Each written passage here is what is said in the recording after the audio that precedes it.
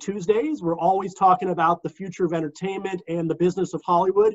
And we have a really special guest on with us today. Dan Weinstein is no stranger to creativity and the business of Hollywood. He is the president of Studio71, and he'll be joining us shortly with our host, David Bloom, senior contributor at Forbes. As a reminder, folks, the interactive features, Q&A and chat buttons will both be active. Please put your questions in Q&A and feel free to introduce yourselves through the chat. We'll also be showing a poll about midway through and giving you a chance to answer some questions about, well, we'll see what the questions are this time. All right, I'll turn it over to David Bloom. Hey everybody, it's David Bloom. I am so glad to be back with you guys here at DMW's Let's Do Lunch. I have a cool guest today, one bearded fellow named Dan Weinstein. He's considerably more hirsute than his promo photos and publicity shots. I guess that's called life at home. That's right. In the quarantine. Thanks for joining us. Dan, I guess the best place to start, you guys have been around a very long time. For those who aren't aware, you started in 2007 as a spinoff of a music management company, and now you do a whole lot of other stuff, but you guys are OG, despite your youthful demeanor. Yes. You guys are OG in the digital video space. Real quickly, just sketch out the sort of places where you guys have stuff and what's happening, if we can, about what the pandemic's doing to each of those sectors of your business. Yeah, I think it's the second part is pretty simple, but I'll go through sort of what we are today. And you're right, we've taken a couple of pivots along the way. Started as a traditional talent management business, pivoted into sort of a digital management type business, and then ultimately into sort of what we are now, which is one of the largest producers and distributors of premium short form or social video content across multiple platforms. And at a level of scale that's really meaningful to advertisers and creators. So we do about, I'd say, approaching 11 billion monthly views at this point on YouTube alone, not to mention what we're doing on the other platforms, Snapchat, TikTok, Facebook, everywhere you consume social video. And the interesting thing is we're living through a moment where there's there's a dichotomy that's really interesting, which is in our particular business, unlike some of the more traditional businesses or the live events businesses, consumption is going through the roof, as you would assume, right? People are stuck at home and they're consuming a lot of content on a lot of different platforms a lot of the time. We're seeing sort of 30, 40, in some cases 60% increases in viewership, depending on sort of the platform, which is great. That's, that's something that we want and the creators want. Bring it on, right? It's like right, exactly. Worse, right? Well, not so fast, right? The advertising, A, hasn't quite caught up, or B, in a lot of different cases, is decreasing as advertisers are sort of in a wait and see moment and don't really know what's going to happen, when they're ready to spend. If a car company has booked a big, campaign with us, for example, and they call us up on Tuesday and say, hey, guess what? Nobody's really buying cars right now. We're gonna pause this spend and see where we go. Not that there aren't some advertisers spending, right. But even if the interesting thing that we talked about yesterday, David, is even if advertising remains stable, right? Let's just use Google as an example, AdSense being the main product. Because consumption is so far up, 30, 40%, the same amount of available ad impressions has to go feed a lot more mouths. And so your right. general sort of RPM, CPM can tend to go down and go down quite substantively, which can be a challenge. So that's something we're trying to work our way through. So what you're really saying is there's a cloud in every silver lining is really what I'm hearing. And I appreciate that sort of optimistic take on really a world-changing event. You talked about the advertising side. Can you quantify what it's meant for you guys, or it's only been really a month since we've locked down, a month and a few days since we've sort of begun the lockdown. can you quantify in any way what that's meant for how you operate, or how you, as you look forward, trying to figure out some way to plan? What are you doing with your ad team? Yeah, well, so it's an interesting question, right? So there's a couple of things. One of the most challenging things that we do, because, especially on the advertising side of the business, we forecast, way ahead. What does Q3 look like? We're already into Q4 or whatever the case might be. And that visibility has become, extremely limited, if not, there at all. And so that's not a sort word of you hard. can use. You can't use that word. It's just, there's no visibility, period. No visibility. So forecasting. Santa Monica beaches on June 1st, Right. It's all fogged in. So exactly right. So that's a big challenge that we'd have to try to sort of navigate, that we're in sort of, blocking and tackling mode. Let's make sure everything's stable. Let's make sure that the advertisers who have been with us for a long time, we know what's coming down the pipeline, and sort of the blocking and tackling of everything. And then there's a little bit of trying to get creative. We sort of, challenge the sales organization outside of here's what we have to do that's right in front of us right now to make sure that we're okay. But how do we get creative in our packaging and look for opportunities that may present themselves that wouldn't have before? Are there new advertisers that are advertising? Are people increasing their spend? Right. Home fitness, DIY, kids stuff for parents. Like where can we be deploying without being a little overly aggressive in doing so, and at the expense of sort of the nuts and bolts of what needs to get done? But it's a, I'm not going to lie, it's a pretty substantive, issue that we're dealing with in terms of, global CPMs or RPMs coming down. I mean, if you kind of do the math, and this is hypothetical math, but if you were doing $1.50 or $2 on 10 billion views a month, and just all of the stuff combined, that CPM goes down to $1.50 or $1.25. Think about that in terms of a creator. Think about that in terms, and extrapolate that exponentially for a business like ours. That's a pretty significant drop in revenue that you don't have a lot of control over. Right, that's a huge bite. I noticed Mark Patterson, who has joined us in the past, and welcome, Mark, has put a question in the chat as opposed to the Q&A. I will scold him publicly in front of everybody. Please put your questions in Q&A, because I'm old and slow, and unlike all those spectacularly talented Twitch live streamers and the Facebook live streamers that I talked about last week with Phil Ranta, I can't see the questions and the chat and listen to Dan's really smart stuff and actually sound like I know what I'm talking about. So please help me and put them over there. There you go, Mark. That's very helpful. So everybody's seeing a pinch. You guys are adapting. I think the term you used yesterday with me was triage. And there in the MASH unit, who's getting taken care of? Who's taken off for you? Where do the resources go now? It's a good question. We again, there's a lot of the blocking and tackling. There's a lot of making sure creators are stable and they have the tools to continue to do what they do at home, which is a change for a lot of creators that are not used to doing that. So we're trying to deploy a lot of our resources in that regard.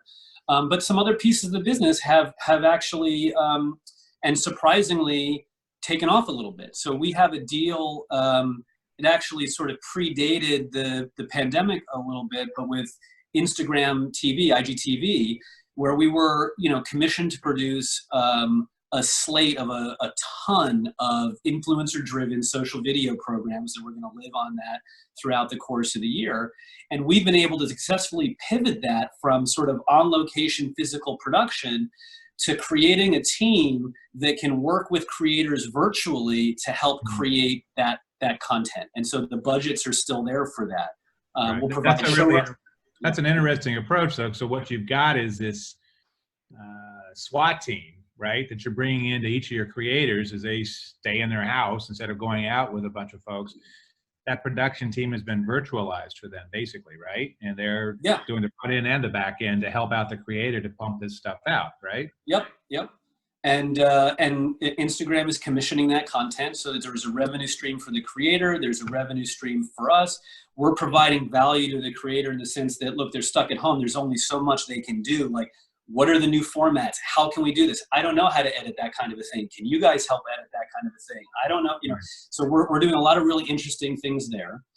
And then the other thing that's been really interesting, although it is also contingent on advertising, is our distribution, you know, off YouTube to OTT platforms and streaming platforms and all the other places where people are consuming content has gone up 60%. I think we streamed 60%. Wow. We streamed almost 2 million hours of our repurposed content on Amazon Prime Video just in March. So that's found money, basically. So you're taking stuff you already had sitting on the shelf, the digital shelf there, and you recut it and put a new name on it? I mean, I think it's a little more sophisticated than that, but it's taking our library content of thousands and thousands of hours of video. It's helping the creator extract it. It's editing it for the platform, right? Making it specific to Snapchat or Amazon, cutting off end cards, and then, you know, having the expertise to optimize it and the channels to put it through on those ecosystems, and then be able to drive revenue against it. So it's incremental and found revenue to the creators. It's a new distribution pipeline for us, and that business and those platforms are, you know, starving for content, right? Right. Yeah, the problem that they're facing is that people have sort of plundered their libraries, right? And there's like, give me something I can work with, right? I mean, so you've got, well, we've got this stuff. Maybe it hasn't been looked at in some ways. We can give it a fresh look and do some things with it.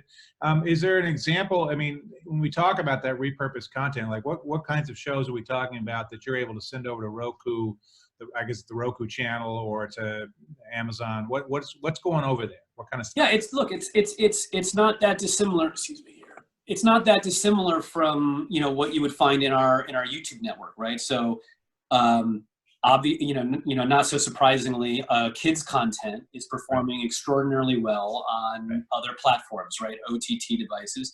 So we'll package up a bundle of our existing kids content, whether it's family vloggers or animation or whatever it is, and we'll send it to the kids channels at Roku and at Amazon or whatever for incremental, you know, just volume programming. Sure. Well, 2 million hours is a pretty good volume in a month. It seems like to me, I mean, I'm not CBS, so maybe they would go, but you know, it feels like, and if that's really mostly repackaging with some spin and some, you know, there's some, you know, shine it up a little bit, that's actually a chance to make back some of the money you're losing on your advertising, right? Exactly. Even though it is subject to other platforms advertising, it is more revenue coming in. Right. And then what that has the potential to lead to, and there's some conversations that I can't quite get into because no deals have been done at this point in time, but a lot of these platforms, again, need original programming. They don't have the capacity to produce it anymore, or at a cost basis that makes sense for them. So they could, come to an entity like ours and say, can you deliver us X amount of hours of original programming that you can produce virtually at a cost basis that makes sense for you for our new streaming platform that doesn't have enough content, or we've gone through our library, or whatever the case may be. And that could be pretty interesting too. Sure.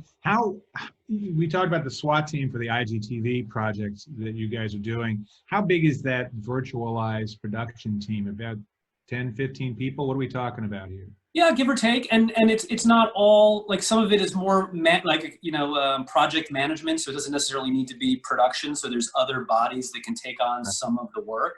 Right. But yeah, we've got virtual showrunners, we've got editing teams, we've got graphical teams, we've got the distribution technology where we're sending the content out pretty seamlessly. We've been able to sort of repurpose our existing ecosystem in a way that makes sense. It's interesting to me that you do that, because it feels like that this is a sustainable approach that will get you partway down the road as we make our way through this thing and hopefully out of it. But we may be stuck with this for some time to come. So you need to have something like this to get through, right? So, but it's also a transformation of the traditional influencer as everything, you know, they talk about the multi-hyphenate in the influencer world. The influencer is everything. They're the star, and they're the co-star, and they're the writer, and the producer, and the director, and the editor, and the cinematographer, and the key grip, and on and on and on. But you're actually providing resources around them so that they are more like traditional Hollywood, a little bit, right? Because traditional Hollywood has the star who plugs in, and then everybody else does stuff, and they just deliver it really well. Yeah, and look, that's sort of what we set up to do from the beginning. Again, I don't think any of this was necessarily a reimagining of the business based on the pandemic. This was sort of stuff that's been built and been put into place that is starting to take off and has an accelerant behind it because of the pandemic to some degree. But the idea was always, how can we provide an infrastructure in sort of two regards? One, to the creator to help them grow their business, grow their audience, grow their content output, and grow their monetization, frankly. And then how can we have enough scale to be valuable to advertisers and distribution platforms? Because Amazon Prime, for example, or Roku or whomever, they don't want to do 10,000 deals with individual creators for 20 videos a piece, right? They want bulk volume. They want technology built to service the relationship, and and the same thing for advertisers. They don't want to do, especially on the media side, forget the brand and content side for a second. They don't want to do one-off, $5,000 media buys against 3 channels or 10, they want real reach, real volume, and sort of, forgive the phrase, but one-stop shopping, so that's something that we're able to provide given our level of scale. And that's sort of the realization of that business model. Yeah, it's a really interesting approach, though, to be able to aggregate it. In some ways, it just feels like 10 years later on the MCN promise, back in 2011, I guess, or 2012, in that time frame, the MCNs became a thing with YouTube and evolved into a lot of other stuff. But this is actually where it starts to feel like a really substantive evolution beyond what Hollywood does, but still connecting back to what Hollywood is at a time when Hollywood's being, I think, turned upside down. What are the sectors that are particularly where you say kids stuff, family-oriented things? Obviously not travel, none of that stuff. Food and cooking, but really it's cooking at home. It's not going to the fancy restaurants. Maybe it's the home improvement guys. The hot ones, I guess, is always hot, but it's not quite as fun when you can't give them the ghost pepper sauce in person, I would guess. Yeah. I mean, look, we see TikTok exploding for us. There's sort of a built-in virality to that with the dances and the challenges and all that sort of stuff that people can sort of do on their own. So we see a lot of growth there. And just in the OTT side, it's really been kids and family and DIY and wholesome entertainment because kids are stuck at home and parents have nothing to do with them after they're done their 4 hours of school or what have you. And so there's a need for that. Educational stuff is doing pretty okay. Honestly, we've seen an increase in the majority of our stuff, even on just the personality side. You still, if you were a fan of, X personality, you're still a fan of that person and you're going through this with them and you're still connecting with them. So it's really not, there hasn't been that much of a variance between what has been working for us or not. I really look forward to someday getting a personality so I can be a famous online star like all your people. But your stable of folks was always a little smaller than most of your competition over the last 10 years. About how many influencers do you guys have a business relationship with now? So, we're a global business now, so I'll just speak for the US. There's Germany and the UK and Italy, which has been hit particularly hard. But in the US, I think we have somewhere in the neighborhood of 600 creators, that represent about 1,100 channels, give or take. Okay. And we provide various different services for them. Not every relationship with every talent is the same. Some people need this, some people need that, some people need it all, et cetera, et cetera. But yeah, we always sort of thought from the beginning, and I think it probably came from our Hollywood management days, that you can't scale what is ostensibly a service business to such an extent without starting to compromise on the level of service. And so we always wanted to have enough scale to be dangerous, but also be able to execute on behalf of our clients. well, there were a couple tidbits there I don't want to lose track of. So first of all, 1,100 channels across 11 billion views suggests that most of your people are pretty heavy hitters online. They're not a lot of micro influencers in the stable here, right? Yeah. Second of all, you mentioned you're mostly focused on the U.S. influencers. You all are owned by ProSeiben, the giant. Yeah, we're owned by ProSeiben, but we also have a Studio71 in Germany that works with local talent. You took that name, right? Because it was Studio71 over there, and Correct. you all Collective Digital, or CDS, or whatever, Collective Digital Community, or what was it Collective again? Digital Studio, yeah. Studios, way back in the day. Yeah. And that you all took Studio71 when ProSeiben bought in, right? Correct. Yeah. Deal. And so they have their own group of German and Italian and English influencers that they deal with there, and you all do some. I know in the past you guys have done like some collaborations and. Yeah, it's pretty localized though. You know, the German language content, you know, doesn't really travel outside of Germany very much, and same thing with Italian. Right. So that's why I sort of separated for the purposes of the conversation. But. Right. Yeah. So my friend Kimberly King Burns, who is on and is used to international collaboration and stuff, given her Bahamian background, she asks, "Is your content tailored to the 48 contiguous states?" As an island girl, she may be a little sensitive about those, forgetting about Hawaii or Puerto Rico. But are you seeing the pandemic as an opportunity to diversify your audience and library? Is it a chance to reach out in any way, or does that make sense for your brand and your creators? I think, look, the majority of the content is, you know, we don't produce, right? We're a distributor and a sales agent and all of that, you know, sort of stuff. So I think it's an opportunity for creators to create more content, to create informative, educational, uplifting, you know, social good, you know, content. But it's not really something that we think about in terms of the Studio71 brand, which is more of a B2B brand than it is a consumer brand. Interesting. Now, you guys have had your hands in some other interesting initiatives, I think, and unfortunately, I guess one of them is going to be challenged by the transformation here. I've known Javon Frazier, who's been on panels with me 2 or 3 times. He was working with you guys, and now he's got his own company, and he's contracted with you guys or something, but to make games. And you guys have had some really interesting initiatives with games. You did stuff with Guava Juice. I think that was one of your first ones, creating merchandise and games that were tied to your influencers. And you've had some nice success. We talked about, what was it, Isaac? The Binding of Isaac. The Binding of Isaac, that's right. The Binding of Isaac, which sold and did very well. And you have a new game. I'm going to give you a shameless plug here. I don't know if it's going to show up very well here. Hold on, let me just turn off my backdrop so you can see. Just a second.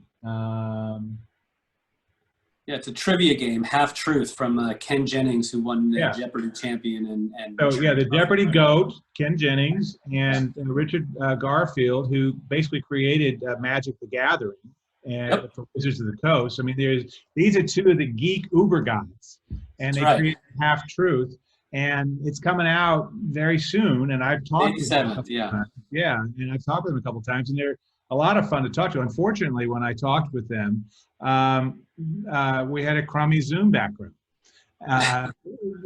Our connection was terrible, and they're really funny guys. And so Ken Jennings would make some, you know, very witty thing, and I would hear like half of it, or I would say something that was like at least half witty. This is normally the level I reach, and they would be tick tick tick. Oh yeah, okay. So they would hear it and kind of laugh. It was very difficult. So, but they're really sharp guys. So they made this trivia game, and it's going to have some prospects here, but that game and other board games that are coming out have some challenges that you all are dealing with. And I hadn't thought about this. It's like, well, everybody's home. You should seem like you should be able to do this stuff, but you're saying it's not as simple as you think, right? I mean, you got several things to fix there. Yeah, there's a couple of things to unpack, and some of it's, you know, particular to us, and some is about the board games in general. But, you know, as one would imagine, manufacturing, shipping, and distribution from China has been challenging, especially for a little guy like us. And they make all the game pieces. So. And they make all the game stuff, right? That's how we make all the game stuff.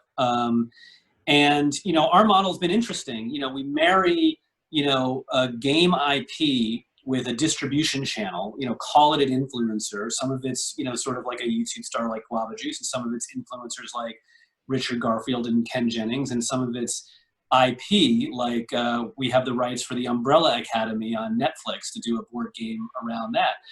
But our model has tended to be, let's utilize a platform like Kickstarter that, excuse me, they can help drive or kickstart, frankly, the marketing of the game and help raise the initial financing, so we're not taking an exorbitant amount of risk on the initial development of the game. But the problem is that's hey, let's invest in that now, and maybe in 8 months or a year I'll get a game. And I don't think a lot of people are doing that right now. I think they need some instant gratification if they're buying a game at all, right?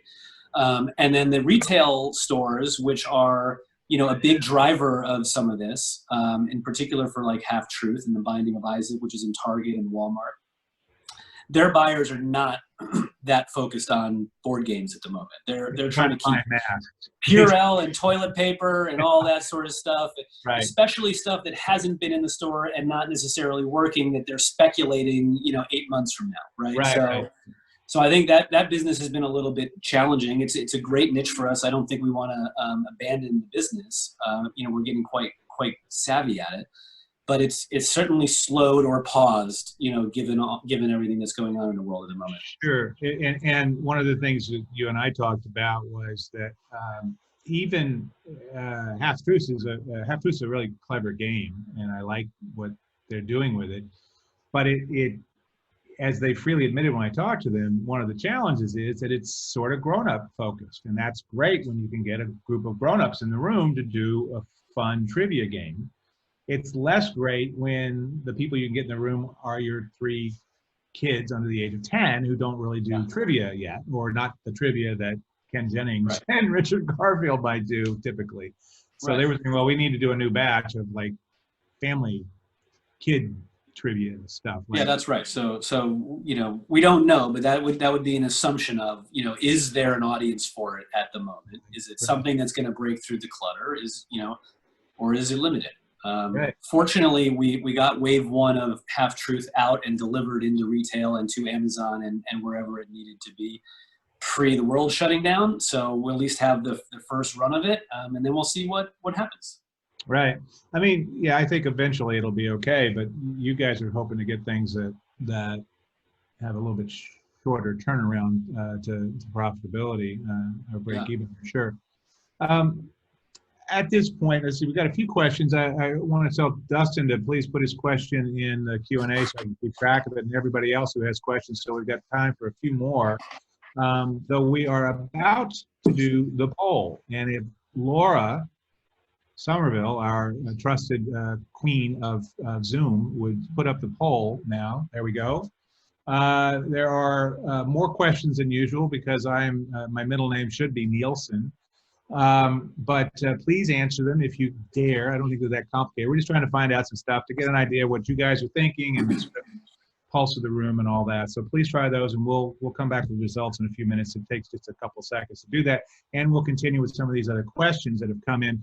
Mark Patterson, both a associate of mine, as I've said before, a dodgy one, but therefore more interesting than most, is asking if you find your new content becoming verticalized or focused on particular genres as you adapt. Where are you steering your stuff? I mean, you had 16 shows or whatever it was for IGTV. I'm sure some of that stuff is like, yeah, maybe less of that and more of this. So what did you end up tweaking out of all that? I think I don't know that we necessarily tweaked anything. I think it's we're definitely a multi-platform producer and distributor. So what's right for the platform, we'll tend to do. So the content for TikTok and Instagram and Snapchat is all verticalized. Even when we repurpose it from YouTube, we reconstitute it to be vertical in nature so that it works on that platform. And I think, one of the things that we're advising our creators to do is, get a little creative and less cumbersome in this period of time, right? They don't have access to, equipment that they don't necessarily have readily available. They don't have, you know, all the studio space that they might have had otherwise, and since they're stuck at their home. So, you know, be a little nimble, be a little flexible, create content that's easy to produce, that tends to be a little bit more vertical and less edited in nature. And we're finding it to do great. And I think people are, you know, are okay with that. They're supportive of these creators continuing to live through this challenging time, and they'll continue to support them. They just, but if they're keeping a focus instead of roaming all over the place, keeping it straightforward and not really worrying. I mean, it's not a time to worry a whole lot about production values because you just aren't going to have them at the same level. But you can do pretty well. I mean, I just got a cool thing from Black Magic Design last week. This thing, again, I'm going to cause problems here with my virtual background, but it's like a little digital switcher. It's like $600 that they just came out with. It's really cool for video. Yep. And you can do four feeds and 2 audio, and that's like amazing. And then you put another little camera in, you can live stream and all that.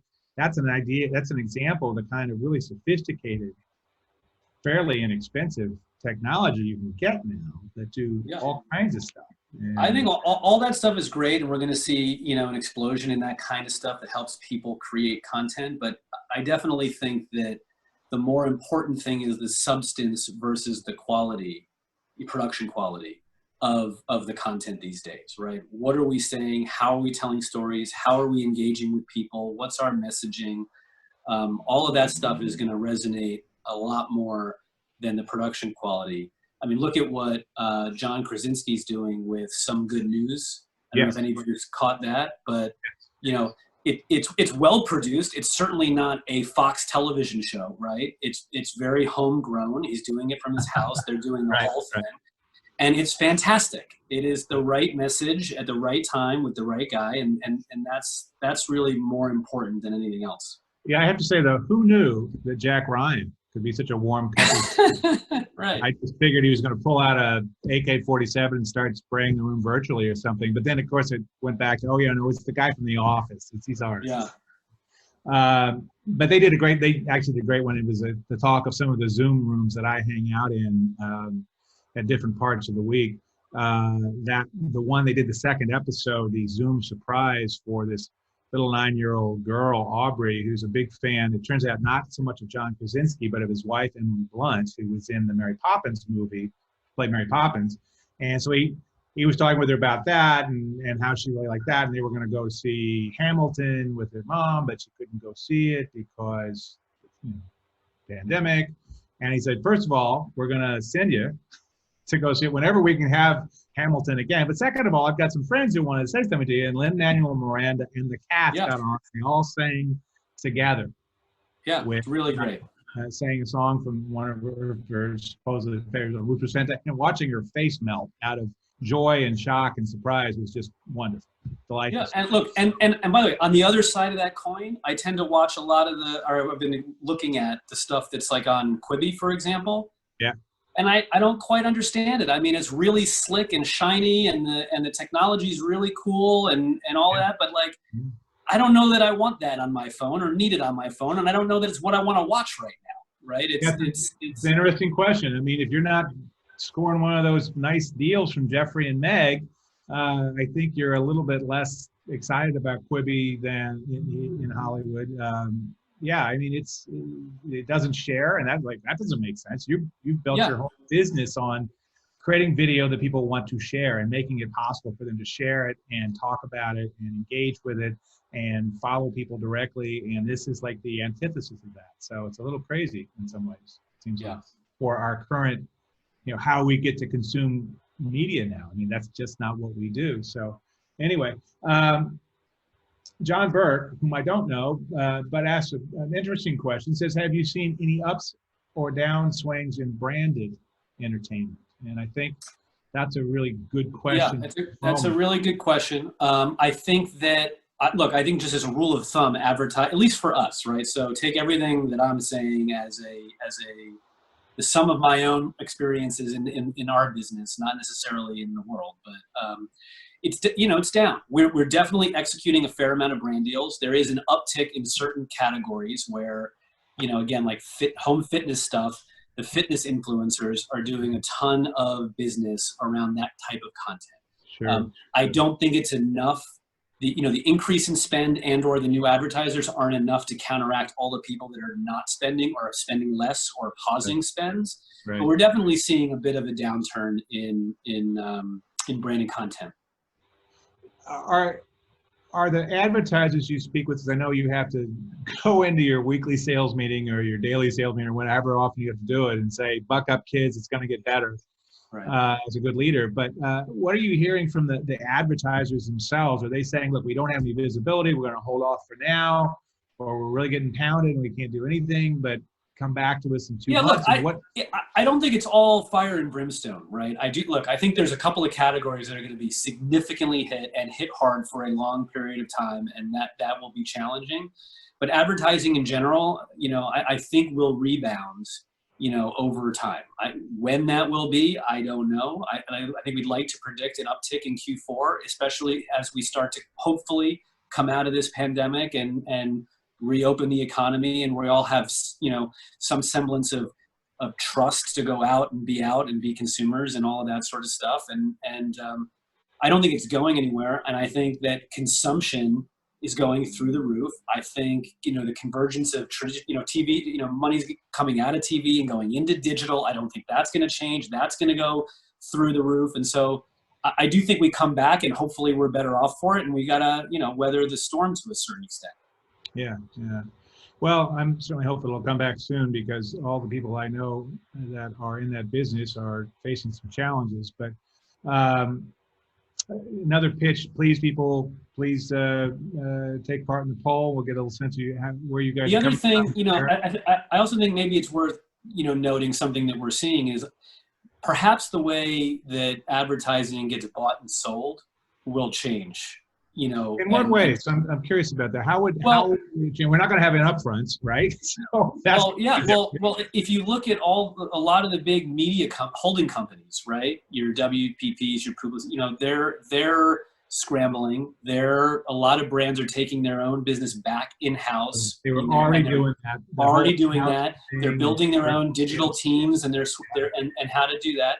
And I think the traditional holding company agency model may be a bit antiquated and start to show its flaws in certain ways, and I think that'll change over time, and I don't know that will quite rebound the way that it was even this past year or the year before that.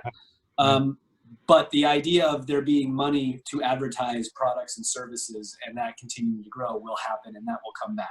Where it comes from and how it's spent and separated, may actually change. Yeah, that's a really fascinating thing to talk about. Probably a bit of a step away from my expertise, almost certainly not yours. But we'd already seen even the big accounting and advisory firms buying up lots of agencies and stuff, and providing those services along with the other business consulting services they did, completely separate from the traditional holding companies. You talk about the big, the WPPs and Omnicoms and all those guys. Mike Aben asks, how do you monitor new and upcoming platforms, and what would cause you to advise your talent to get on a new platform?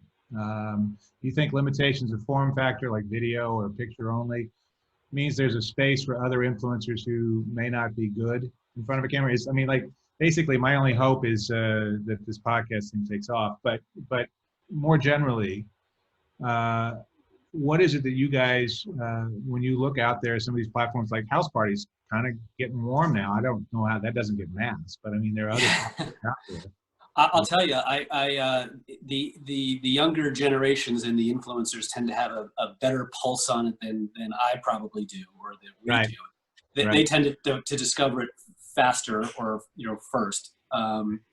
But I would say that in terms of how we would look at it or how we would advise talent, I think that just because you're able to build an audience in one form factor on one particular platform doesn't mean that necessarily translates to another. And in particular, one of the places where we found that the most significant is taking a a YouTuber or someone that's really good at short form comedic kind of stuff, and trying to throw them into a podcast, thinking that that would translate their enormous audience over here to a format that was non-visual and an hour long and whatever the case may be. And that just did not work the way that we thought it was going to work. And I think that's an allegory for, or analogous to, a lot of different things. You know, a TikTok star may not be right for, X platform. And you really got to, that's something to think about and figure out where your skill set lies and why people are consuming your content. That sounds like the voice of very hard-won experience, but it does suggest that, yes, there are some opportunities for newcomers in new platforms. They have to figure out what it is, and maybe it isn't just shoveling your YouTube star onto TikTok.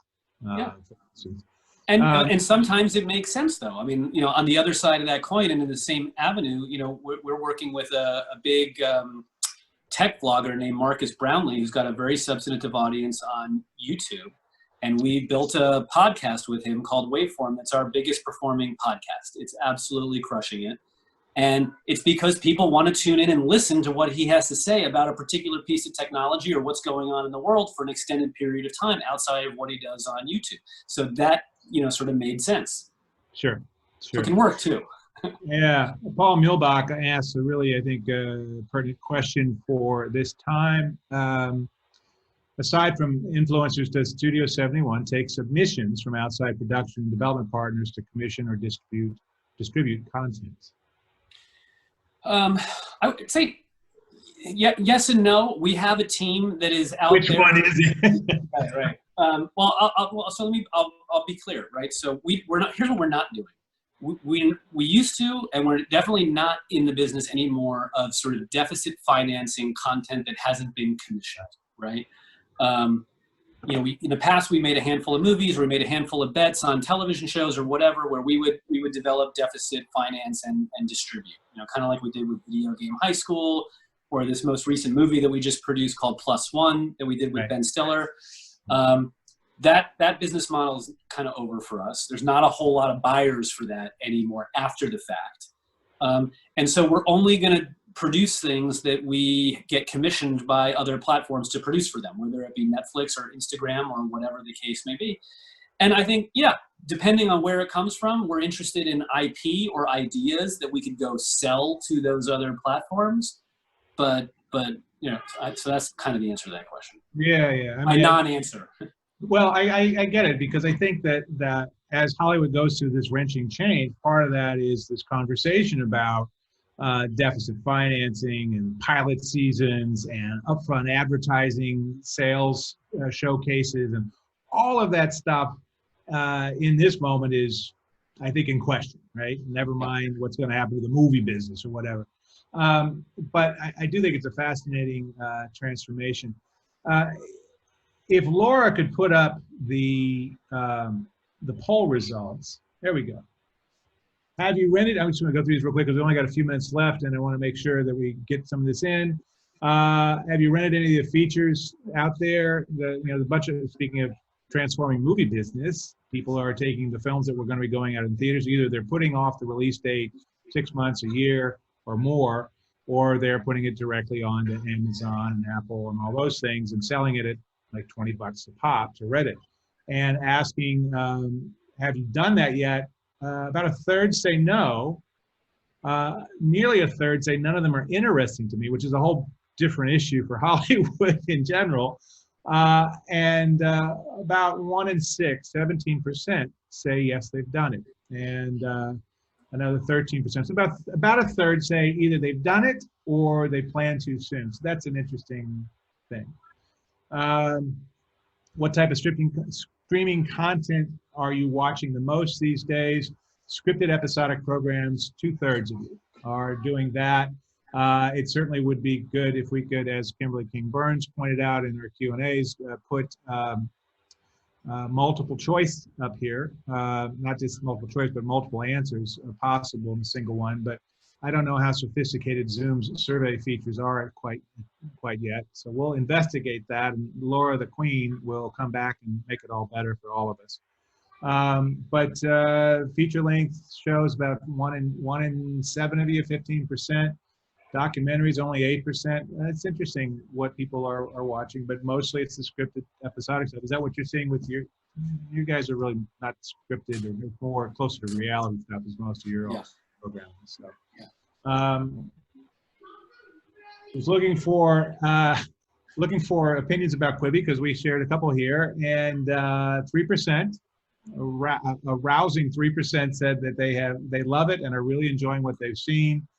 Another 12%, 1 in 8, say that some good stuff and it's a promising start. They launched with about 1.7 million downloads of their app in the first week. They painted that as pretty good. It doesn't look quite as good compared to Disney Plus, but that's sort of not a fair comparison given that Disney Plus was Disney with all of the Disney promotion and the fact that they were practically giving it away at the D23 and all that. So, but almost 2/3 of you haven't tried it. So, and another 23% say they haven't found much that they like. And that's a little bit more worrisome because word of mouth in a place that doesn't actually encourage sharing is going to kill them if it's like, I don't see anything I like. So we'll see how that works out for them. On the streaming service you've watched the most during the pandemic, does it still offer a lot of content that you want to watch? Actually, about half of you say there's still lots of stuff to go through. So I guess that's good news, but they're going to be having to come to Dan sooner or later, right? They're going to need you guys. Right. I mean, Roku knows they got to come to Daddy because they're going to run out of something soon. And about less than 1/3 of you say there's still some stuff to watch, but the cupboard's getting bare. I think that's going to be an issue by end of June, certainly, but maybe the end of May. So it'll be interesting to see how that plays out when we won't be able to have a lot of conversation or a lot of production, except for the kinds of things that you guys are doing, right, Dan? Let's see. 5, I think this is one of Dan's questions. While we've been under quarantine, which platform are you finding the most enjoyment from? Traditional TV, only about 8%. That is not where people are going for comfort.